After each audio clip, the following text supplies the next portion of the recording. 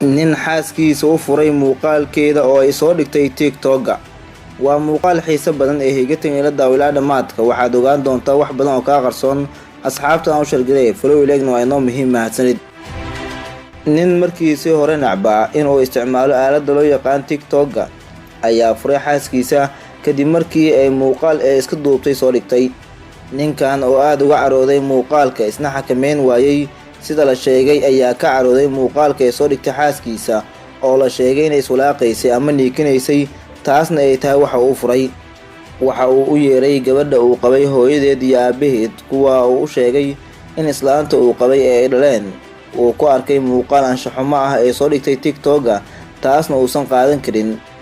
Hooyada iyo aabaha ayuu u sheegay in gabadhooda uusan isaga qabin wixii ka dambeeyay markii muuqaalka ee soo dhigtay baraha bulshada. Waxa uu sheegay inay qabaan ragga jooga aaladda loo yaqaan TikTok-ga oo ay muuqaalka u dhigtay eena waalidiinteeda taas ogaadaan. Waxa uu ku wargeliyay inuu furay gabadhooda, meherkeedana uu u haayo xilli kasta ay u baahan tahayna uu siinayo, balse ay kala dhamaadeen. Gabadhiina ragga TikTok-ga jooga baa qaba ee anigu ma qabo, waana furay meherkeediina waa kaas ee macsalaama qaraabo ayuu yiri. Arrinka la yaabka leh ayaa ah in gabadha ay sheegtay in macno daro lagu furay eena ninkeedii u xiistay oo ay u baahan tahay, inkastoo isaga mar hore uu ka danaystay oo uu ka dhamaaday. Dumar badan ayaa ka carooday sida loola dhaqmay gabadhan oo markii ay muuqaal ka soo dhigaysay TikTok-ga aad u faraxsaneed, balse markii dambe ee la soo diristay murugada. Sidoo kale ilaa iyo hadda waxay ceshan laadahay oo ka socda ilin, iyadoo indhahay ka guduuteen maadaama la furay oo ay ku dhacday wax aysan filayn.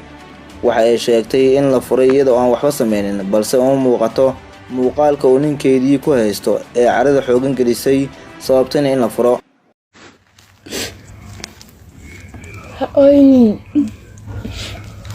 على فري أنا وعد جيسني ده على الليفر مركي الليفر يعني محاسبة يعني aaladda loo yaqaan TikTok-ga ayaa inta badan haweenka waxay ku soo bandhigaan muuqaalo ay iska soo duubeen iyo kuwa ay rag la duubeen, kuwa oo badi ah kuwa ay niikinayaan oo aan wanaagsaneyn anshax ahaan. Dumarka qaar ayaa cawradooda ku soo bandhiga si ay u helaan taageerayaal badan oo waxa ay soo dhigaan saameyn u yeeshaan, daawasho fiican ay u helaan. Culimada iyo dadka kale ee Soomaaliyeed ee aqoon-yahanada ah ayaa marar badan ka digay muuqaalada anshax-xumada ah ee dhalinyarada ee soo dhigaan TikTok-ga, balse cid ka qaadata ma jirto.